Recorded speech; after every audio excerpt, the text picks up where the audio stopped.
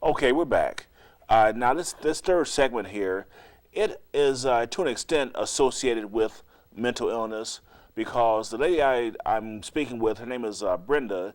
She's from Louisiana, and we have a lot to talk about with David Duke and just her perceptions of the David Duke type mentality, which she kind of said that's how America it just is.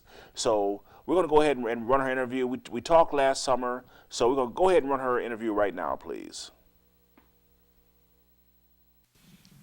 Okay, I'm now speaking with Brenda Gray from Louisiana. What city in Louisiana are you from? Pioneer. Pioneer, Louisiana. Let me ask you a question. You're part of the examples. I'm down here at the library. I just happen to see you down here, and I tell folks all the time that you meet all types of people from everywhere around the world here at the library. Um, with you being from Louisiana, one thing that I've always wanted to get to the core of is our slave mentality. Now, you mentioned that you've lived in different cities around the country. How have you noticed? Is the slave mentality more prevalent in certain areas, or is it just everywhere? I think it's everywhere. I don't think it has to do with a particular region. I think it has to do with personal mentality. Why, if some say that there is no formalized plan behind slavery, but yet the results of slavery, as you just suggested, have affects people around the country equally. Um, what happened to cause a mindset where sometimes we're just afraid, or we have no faith in ourselves, or we have no faith in each other? Where do you, how do you trace that back? Where did that come from? I don't know. Start out being beaten and whipped and captured, and all of your rights taken away. No sense of dignity or humanity. I think that's a good start for setting the foundation, right? You take the foundation away, what's left? It crumbles all from there. And so over the years, there has been a systematic plan for slavery and racism. But a lot of younger, educated blacks and a lot of people who aren't from the United States both say and feel that slavery ended 144 years ago, and why haven't we gotten over the effects of it? Why, I know some have gotten over the effects, but why haven't some gotten over the effects of slavery? Because we still have the mentality. You can't get over the effects of it if you maintain the mentality. But is that the fault of blacks, or is that the fault of the system in which we live in? It's the reality of blacks, and it's perpetuated by the system we live in. So, what is the prescription to get beyond that, to be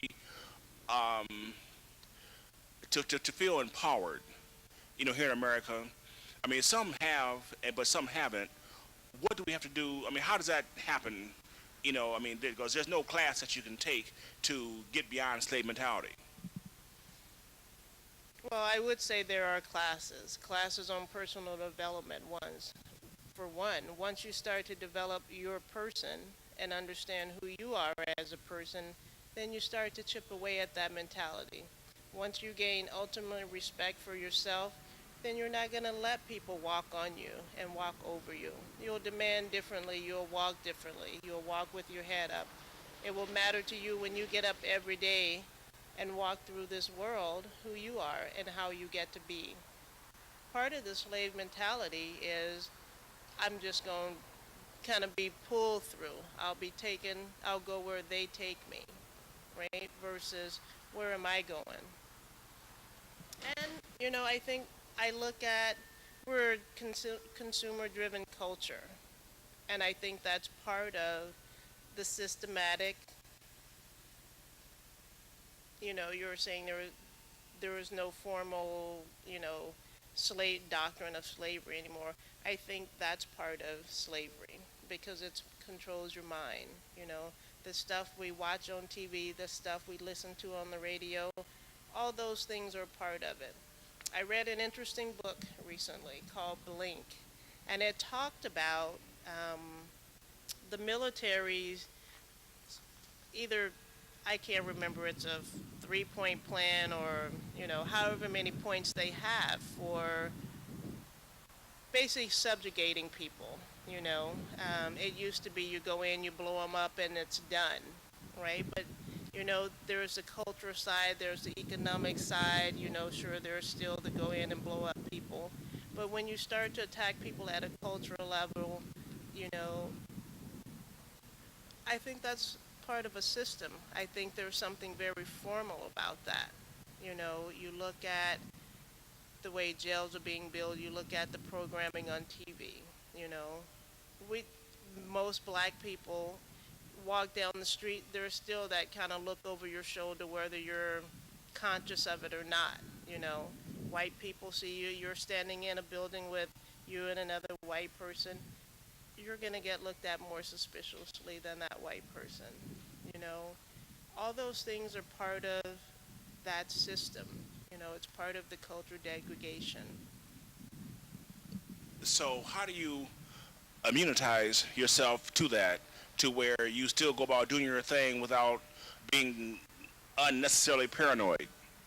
Be unnecessarily paranoid. Be it. Why avoid it? And it's not, it feels like in the suggestion there with the paranoia is it's not really real. It is real. So be paranoid, be aware. But what do you have to say to people, especially the younger blacks, who don't mind being called the N-word, and they've actually embraced it to the extent that they think that they've redefined it? What do you say to people who feel that that stuff from the 60s, the civil rights movement, isn't really that relevant anymore, and that again, even slavery is over with, and we just need to just put it beyond ourselves? What do you say to them? Look at the prison rolls and you tell me. You look at the numbers. Where are we sitting? You look at the numbers of the prison roll. You look at the numbers of us who are in the universities.